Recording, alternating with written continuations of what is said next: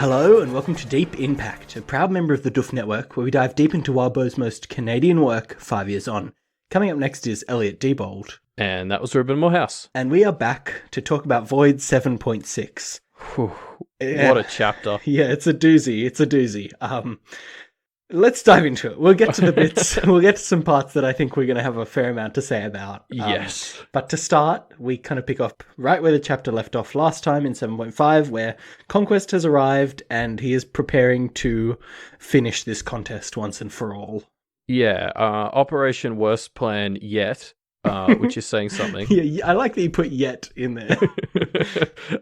Is going about as well as you'd expect, I think. Yeah. I want to pull out one line, which I think really sums up a lot of what I felt was great about this chapter, where Conquest says, "I do believe this will end here," Conquest said. His voice, inhuman as it was, carried. And Blake's response is, "I'm hoping it won't."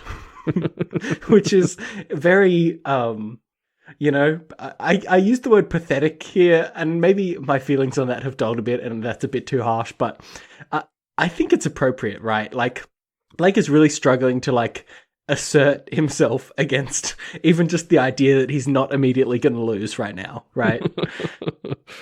Yeah, no, I completely agree.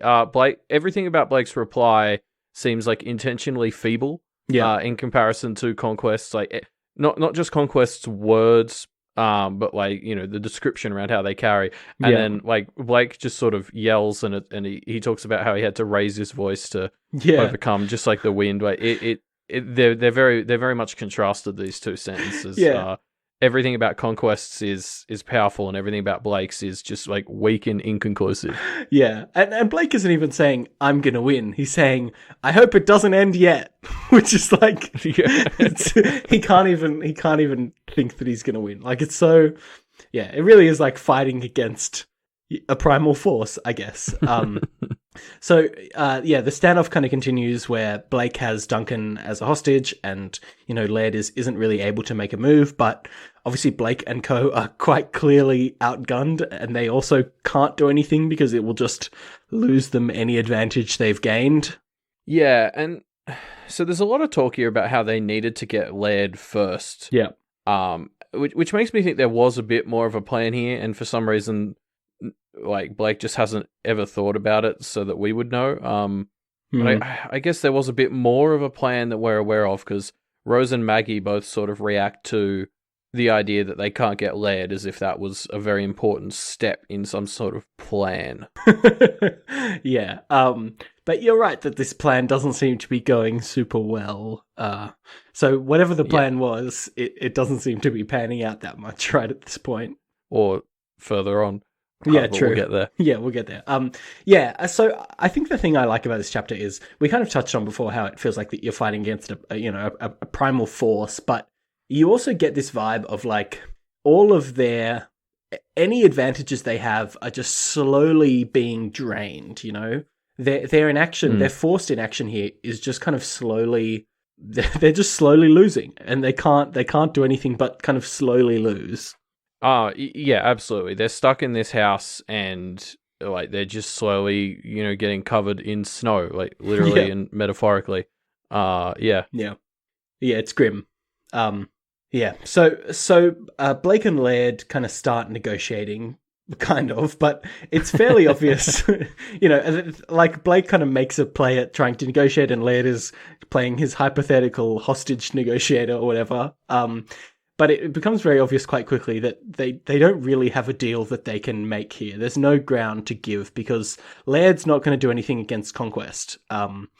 Laird has already made his deals, and they're win-win deals for everybody involved except Blake. Pact TLDR. Yeah, I mean, essentially this whole bit is sort of shaped around, Blake has one chip left, which is that he wants to try and corner Laird into having to choose between his family and Conquest, and it just Laird outmaneuvers it kind of easily, so it just Blake's never able to take advantage of it, and it was kind of the only thing he had. Yeah, Laird's not going to choose between his family and Conquest, because Laird's kind of making the point that, hey, I don't want to choose between those two, because actually choosing my family and choosing Conquest are both the right decision. Like, choosing both of them is what I'm actually doing here. It's just that I'm not choosing you, Blake, because, you know, you're the Diabolist. You're the one that is causing, even if it's, you know, not intentional, you're the one that's causing a lot of these problems. And I gotta say, I hate Laird, but he's kind of making some good points here, right? Yeah, I mean, this is some of the stuff I've been saying for a while, which I guess I think along the same lines as Laird. Like, I got to reevaluate some stuff. That's a wake-up call. Yeah, but I think for me, this chapter is really summarized by Blake kind of finally snapping. Yeah, a bit, and we'll talk about that a lot more later. But like this totally. This whole segment is just piling more and more on like the shit heap of a bad situation that Blake and Co find themselves in right now. Yeah, it's pretty hopeless. There's no wins to be found here, it seems like. And I think this chapter really carries up that vibe. Yeah, for sure. Like, I think the first half really sells us on that, and then the second half starts to deliver on it by Blake getting more and more compromised. But again, we'll hit those as they come up.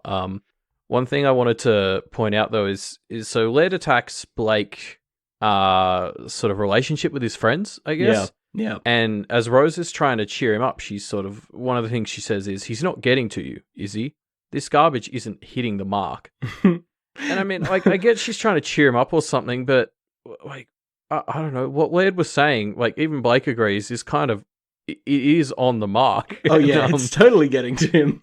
And like, I can't tell whether I want to read this as Rose just trying to cheer Blake up, so she's just trying to like exaggerate, or just sort of hide the truth a bit and just be like, that garbage, or whether she genuinely believes that like it's garbage, which is like very poor from her. Yeah, the thing I like about this as well is I don't think that Laird is actually using his time magic to see into the future here, but he's so on point with some of the things that he's saying to Blake that Blake thinks he's looking into the future to know exactly what to say, which I think is like a perfect summation of just how good Laird is at this exact kind of thing. Yeah, potentially. I think the only other thing I want to pull out from here is Rose also says to Blake that he can't just get fucking down in the dumps because they're attacking his character and Evan isn't around to stand up for him. Which is like, harsh. Again, it's really harsh. And I can't decide if it's just tough love or her squeezing in some venting about how much Evan annoys her, which it's probably both. But like, it's just, but all of this like pep talk from Rose, more than like pepping Blake up, it just made me think, Jesus Christ, Rose, like, what are you, calm down. She's going a bit all out on this, but it's obviously quite a tense situation, I suppose. Yeah. So it's Maggie, Rose, and Blake here trying to figure out what to do, and they're kind of inventorying their options, and they realize they basically don't have anything. They have the hyena and they have Pose, and so they just kind of release the hyena to make some trouble, just to buy some time. Basically, it doesn't have They really just sort of throw it out and they're like, hope this works. Yeah, hope this does something.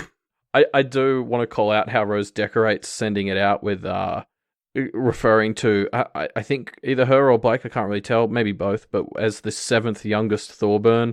And, it's just a nice bit of theatrics. She is really good at finding that decoration to put on stuff, isn't she? Anytime you can find a 3, a 7, or a 9 and work that in there, you're in a good shape, I think. Yeah, well, I wonder if, like, as things like Terry Pratchett books take off, whether, like, the number 8 becomes more significant in Pact. We'll see, I suppose. No comment on that one, I don't think. So basically they're out of options. I mean, we've already said that a few times. We're going to probably have to say it a few more times. They're out of options. Yeah, I think we'll be very familiar with that phrase by the end of the book. Yes. So I think what's interesting here is, as Blake is kind of getting more and more desperate, he's really letting slip how much he doesn't trust Maggie. He basically actively calls her out on how he thinks she is not fully her, and she's like, "Oh, surprised?" But she doesn't deny it. Tinfoil hat alert.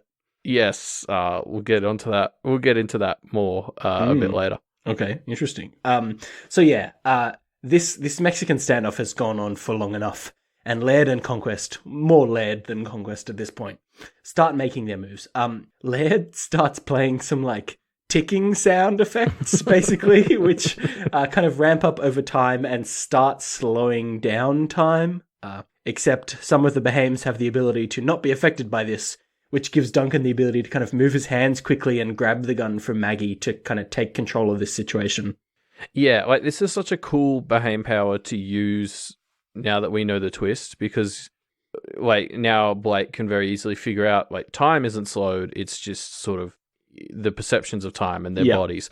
And so he's got all these cool workarounds, like how he throws the hatchet, but he doesn't sort of, draw his arm back to throw it. He just sort of has to chuck it because he knows his body will slow down, but the hatchet will still be fast once it's out of his grip. Yeah. So it's a really cool power to use now to demonstrate the learnings Blake's just made. Yeah. Although the flip side of that is he throws the hatchet, but he's moving slower, and so his throw is just a slower throw. Yeah, it's not a great throw. I mean, he does all right with it later. Yeah, it almost works. Oh, well, yeah. Later when he's not throwing it, when he just kind of hacks Duncan's fingers off, it does pretty good. So during this kind of mess, we find out that Corvidae and the Hyena are both out of action, which obviously is, again, they're running out of options here. Yeah. As we sort of said, it's adding to that like pile of. Or no, it's digging further into the hole is probably a better metaphor of this situation they're in. I also just wanted to call out one line related to that. It's actually a bit earlier, but Rose is sort of commentating on what's happening outside because Blake can't see, and so he gets this report. Corvidae is down, Rose commented, sounding very calm. Wait, never mind, he's back up. And it's just... Who knows what's going on, yeah. He's so creepy, and like that's just so other. Like, it's so inhuman, that he's just like, he's down, and it's like, oh no, wait, no, he's back. I just love how even off-screen, so to speak, he's creepy as hell. So at this point, Conquest kind of enters the fray, right? There's a bit of a scuffle with Duncan, and then Conquest starts shooting at Blake, and really... gets closer and closer to finishing off Blake, getting into the house, starting to really tear some shit up, until they decide to release June. Yeah, so you've just totally skipped over the bit where Blake basically chops off Duncan's hand, or at least has a good dig at that. Gets partway there. Like, as I already sort of said, I think this is the chapter that's defined by Blake kind of snapping. Yeah. And this is the first, like, on our counter of like marks that Blake might have snapped. This is the first. So I'll just keep that counter running throughout the chapter. But I think the fact that he's now just willing to hatchet people's wrists is evidence one. Okay, fair. We'll see how far we get on that counter. I want to call out a quote from when Conquest is shooting at Blake, where Blake is thinking about these big musket bullets coming towards him, and he thinks, it was like being the kid in the classroom, homework unfinished, praying the teacher wouldn't pick you to answer the question. That was the closest comparison I could make. Tying it to reality, except being picked was being hit by the bullet, and you knew the fucking teacher had it in for you. I don't know what it is about this analogy, but I love it so much. It's like, obviously, I don't know about you, Elliot, but I've never been in a situation where I'm being hunted by an incarnation of like a primal force, or one of the four horsemen, basically. Yeah, me either. But this is such a relatable feeling of like, you just know that there's this cosmic force that's out to get you, and you're going to be backed into this corner of your own design, and there's basically just nothing that you can do about it. Yeah, I mean, I really like this analogy because, like, as Blake sort of says before this, Conquest's aura is like designed to make you feel like the prey and he's the hunter. Yeah. Like it's sort of instinctively making Blake feel that way and try and run and dodge. And I think like the idea of a school kid with unfinished homework is sort of a perfect analogy for how like small and vulnerable he feels. He's basically trying to cower in the corner of the perception of Conquest to hope that he doesn't get picked by the bullet. Yeah, it's grim. But they have one last resource they can use here, or one of their final resources, which is June, released, dispersed, and used up, gone. Bye, June. Yeah. Well, yeah, actually, I want to touch on this because this is pretty sad, right? Like, June was obviously Blake's entry point into this world, the first other that Blake and Rose made a deal with. And it clearly, we've kind of touched on this over the past few chapters, how June was a symbol of Blake's, his kind of unending humanity, really, right? Like, he humanized June, which was something that we remarked on a lot, and we've remarked on that kind of getting completely lost. And this is the part where it is all gone. Blake has one last thought of, bye, June, which, is nice. He still sees a bit of a connection to her, but then she's used up and gone. And I can't think anything but this doesn't bode well. No, in fact, you've basically just summarized why this is mark number 2 on my Blake has snapped counter. Yeah. Because, I think we've touched on June being a bit of a metaphor for Blake's humanity in the last few chapters, and he's used her all up, and there's no more June left. And if that metaphor is even remotely true, then oh dear.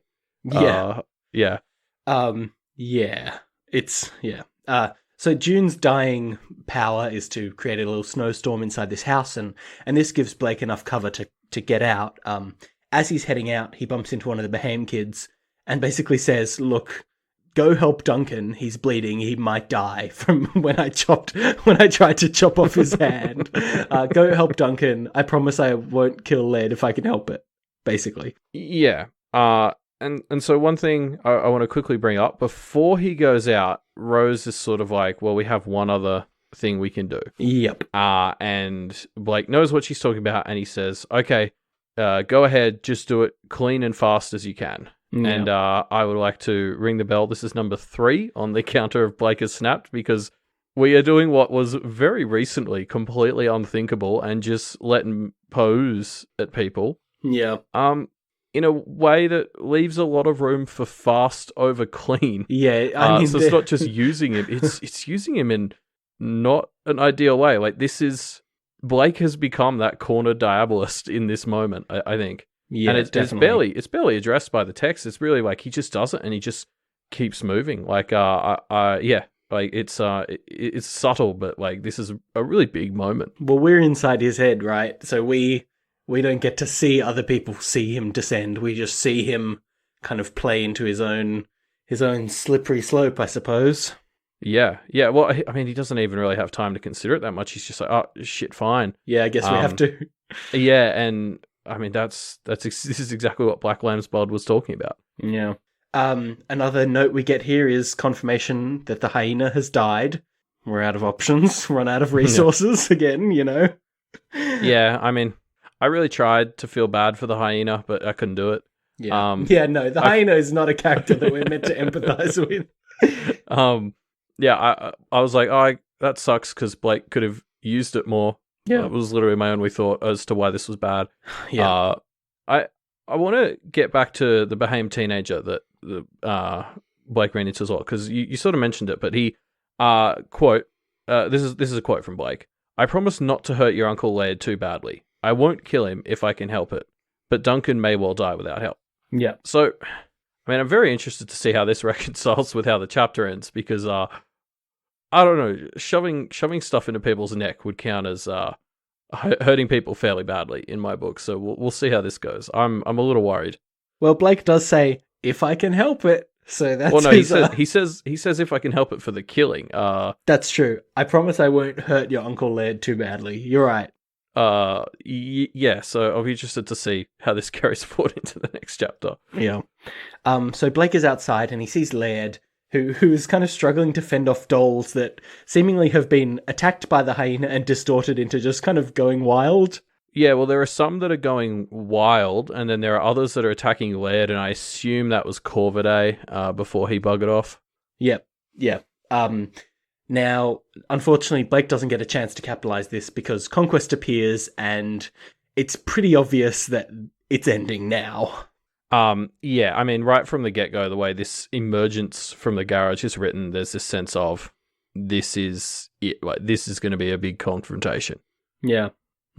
I want to pull out this quote, which, we haven't seen Conquest really in a while, but this quote to me it just sums up why he's so perfect in this role, which is, Blake asks, "We're not fighting?" I asked.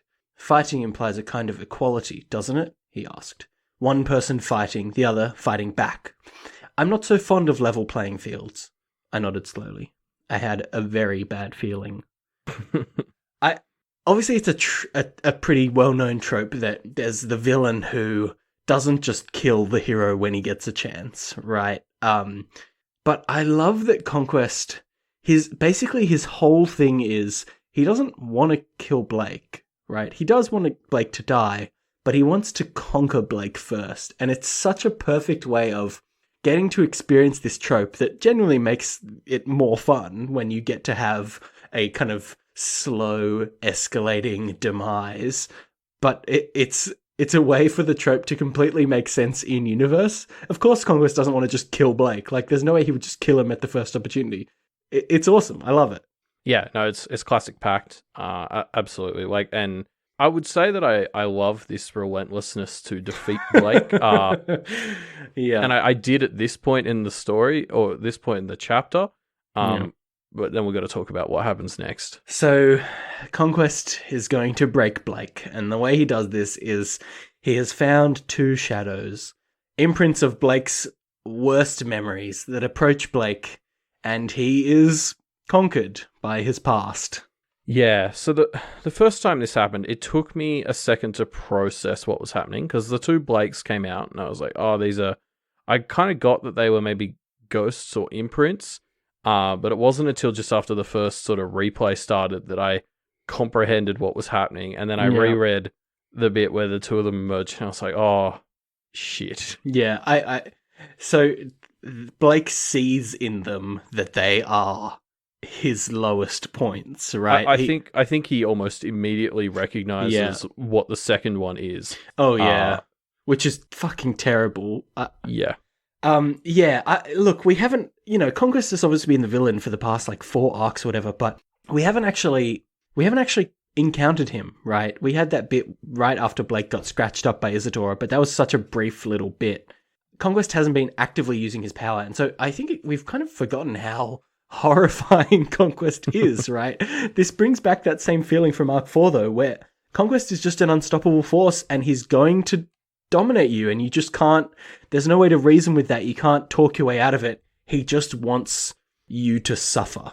I mean, yeah, Blake is always sort of holding on to this thought that Conquest isn't actually as powerful as he makes out, and I think that makes it easy for him and us to forget that that doesn't mean he's not powerful. Yeah, that doesn't mean he's not completely terrifying. Yeah, exactly. So, the first memory that Blake relives is a beating that he experienced while he was homeless.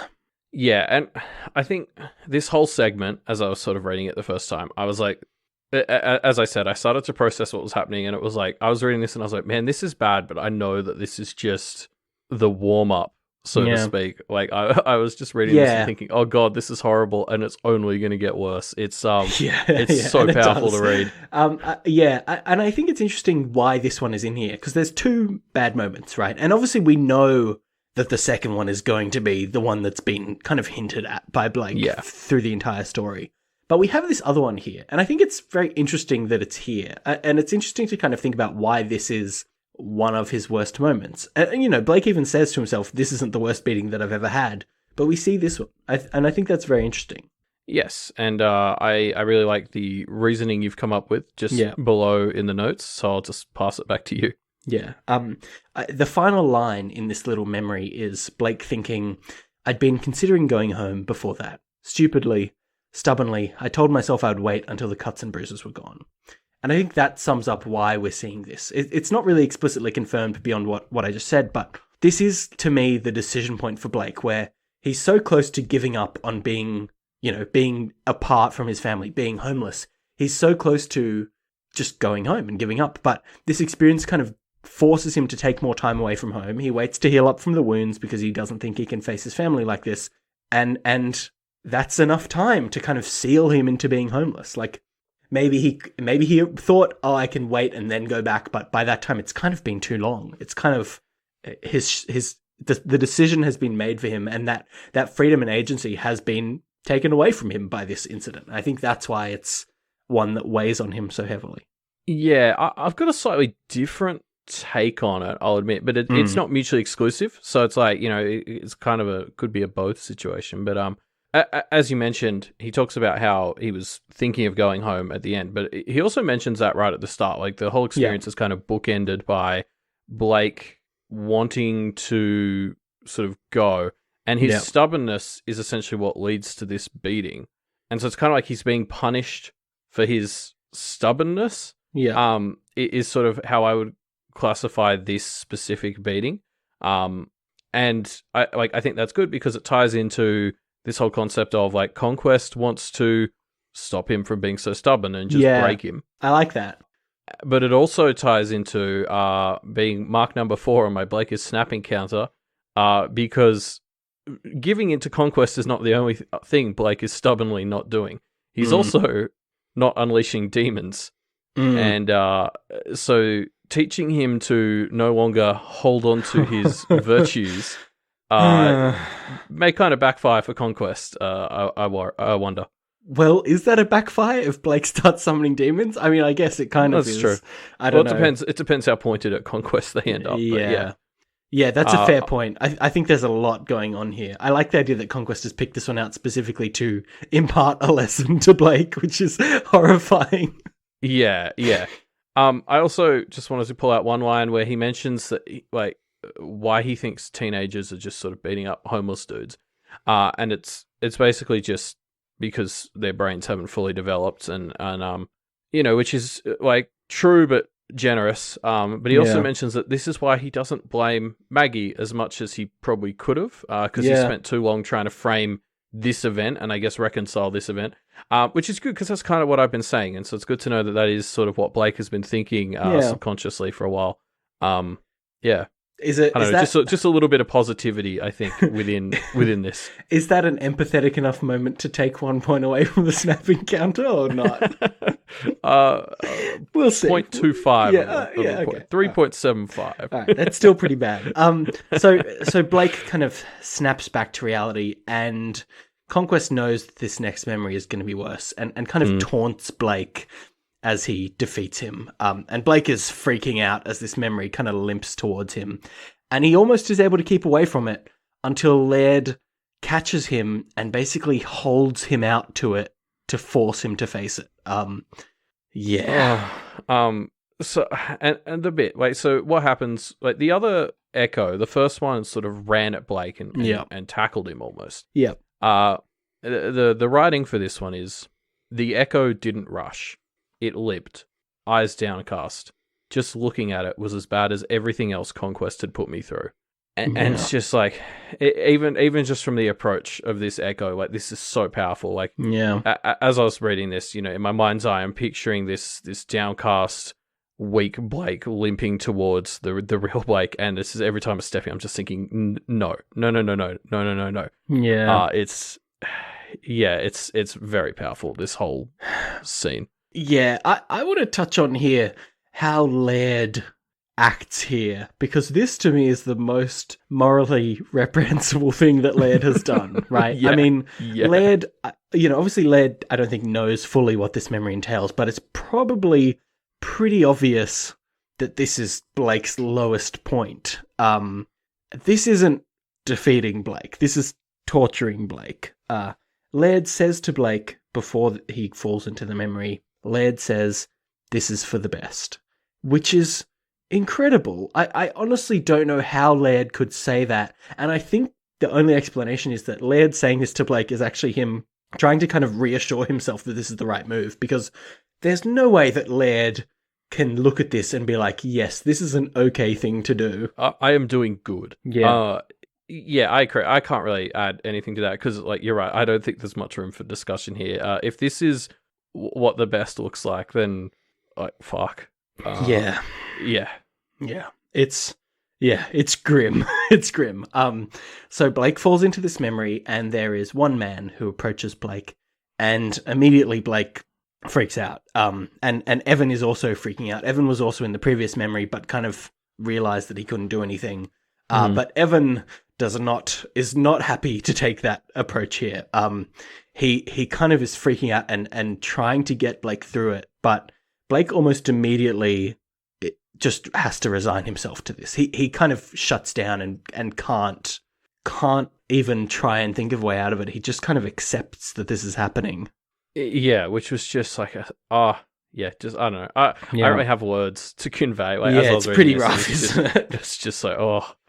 But Evan doesn't give up. Evan keeps pushing and kind of through a combination of his personality and kind of his natural inclination for escape, he helps Blake avoid the worst parts of this memory. He is able to help Blake realize that he can kind of fast forward this memory. And so we jump forward to the aftermath where Blake is kind of broken, and Alexis is here to comfort him.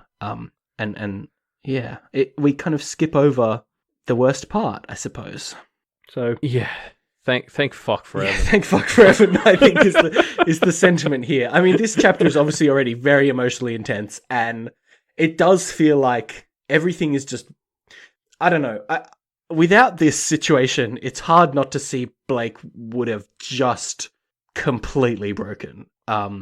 And he doesn't, he's clearly not in a good place after this. I can't imagine how much worse it could have been. Yeah. But, so one thing I do want to sort of quickly touch on is how fantastic a job Wildbow did writing around this. Yeah. I can think of a few other stories in particular that would have almost felt the need to show us what happened to Blake to really make it land. Game of Thrones, right? Yeah, that's the obvious example. Was one.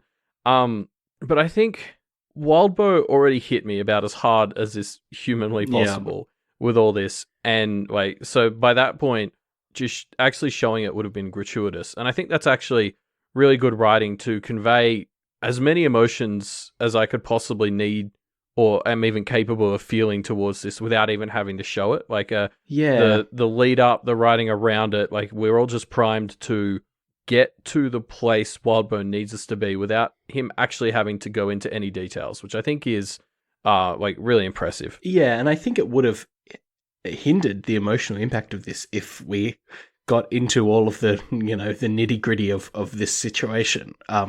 Yeah. Like seeing Blake get raped would not have made this a more impactful emotional experience. It would have kind of taken away from it, right? I think this is brilliantly done because it shows us Blake breaking, but it also shows us his relationship to Evan, and it shows us, it takes us to Blake's worst moment in a way that gives us, that obviously kind of is very emotionally intense, but also gives us this way to kind of keep going and move forward and improve, and I think that's powerful. Yeah. No, I completely agree. It's very well done. Obviously it's so powerful. Yeah. So Blake, well, I'm just going to read out the final few lines here. I stirred, but this time I didn't gasp. Laird had backed off a little. Silently, quickly, I grabbed the splinter of wood I'd been given to find the eraser demon. I stabbed it into Laird's neck. This ending is pretty wild. Obviously Blake is kind of dealing a serious blow to Laird here, but the thing I want to touch on is this is so cold. It's so detached. Blake isn't thinking. He's basically just narrating what is happening. And I really got the vibe of us as the audience and Blake just kind of looking at him while he does this horrifyingly violent thing to Laird.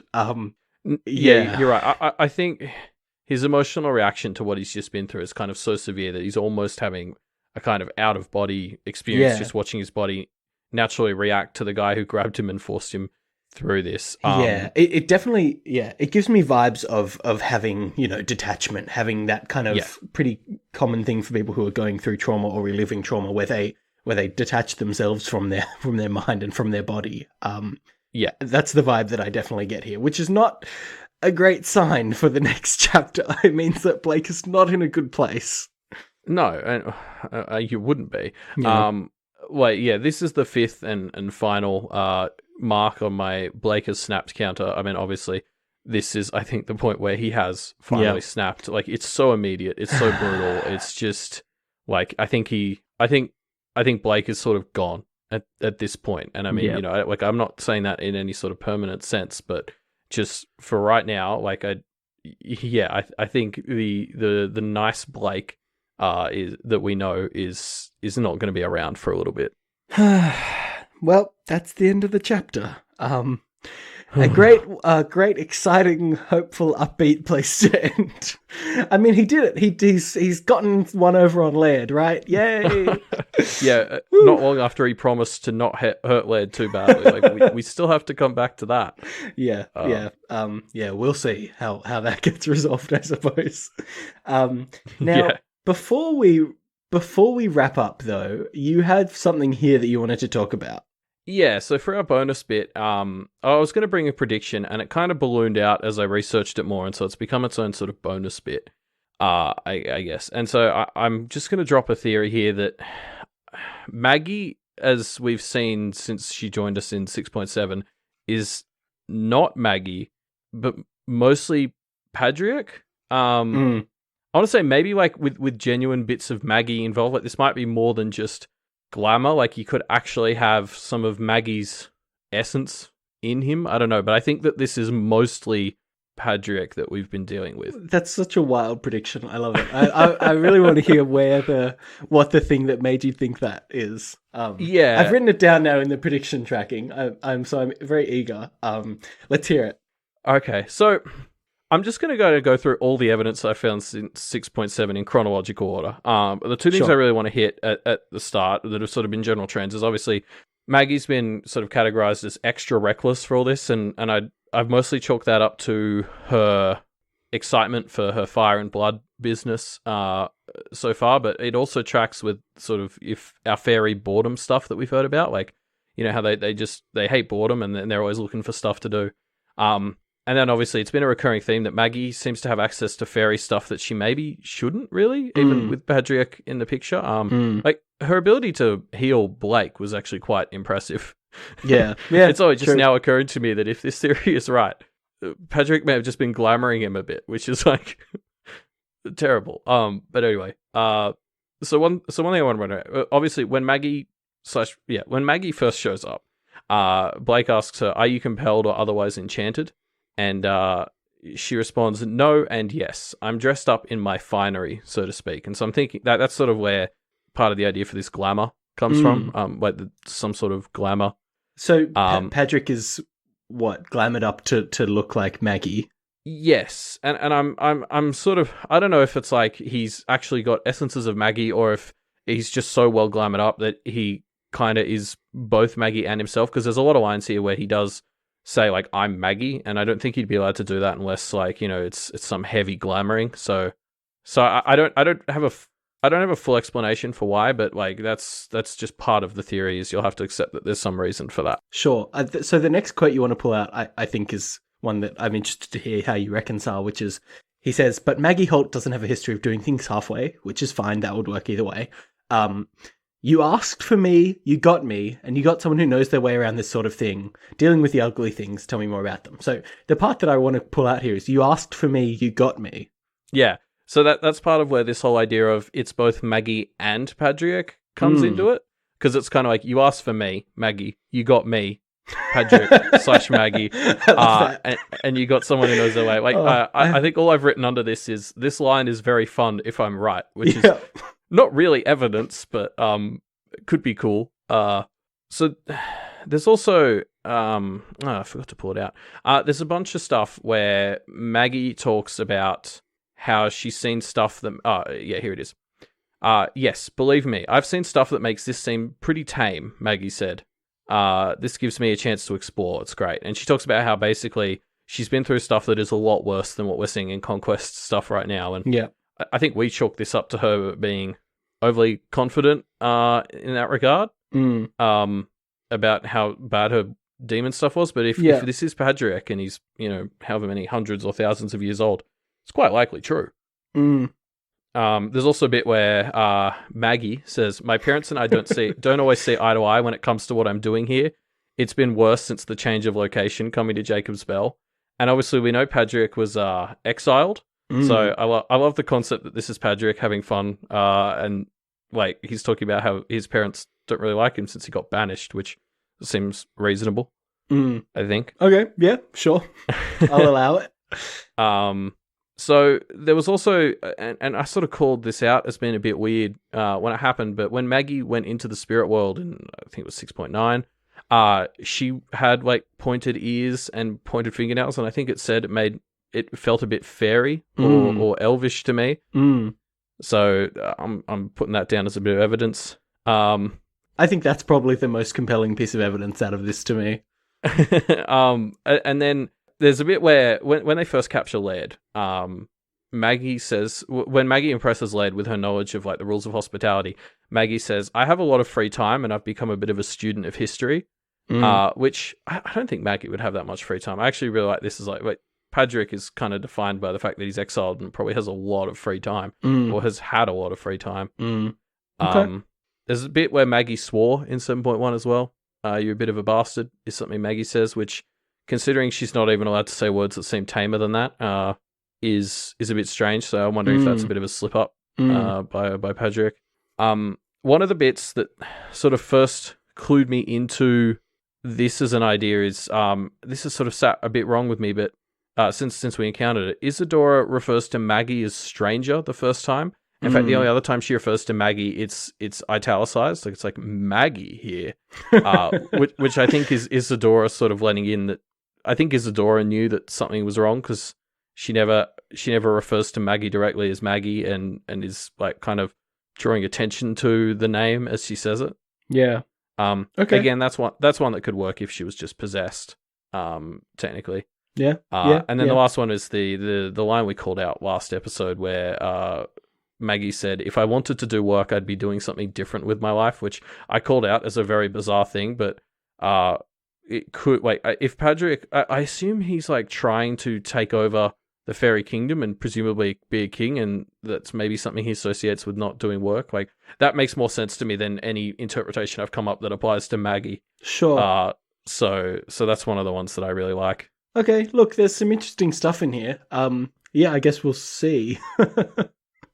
Obviously, I can't comment on this. No, of course. I mean, that was probably absurdly thorough, but that's everything I could find. I gotta say, I really like it as a theory. Yeah. Yes, we'll see how we go. I mean, obviously, like, there was all the stuff in this chapter about Maggie having an inhuman expression under her face when she got hit, and Blake associating it a bit with glamour. So that was sort of what tipped me into this realm, and then the more I looked into it, the more convinced I became. So yeah, all right, we'll see. Yeah, we'll see, I suppose. Yeah, all right. Well, I guess that's that. I've written it down in the prediction tracking, and hopefully by the time we end the story, we have confirmation on it. But I guess that's it for our episode for this chapter. This is a wild one, right? Like, I want to talk about 7.7 now. I want to go off and read it, and I want to do our episode about it. I'm immediately going to go read it after this. Yeah. Awesome.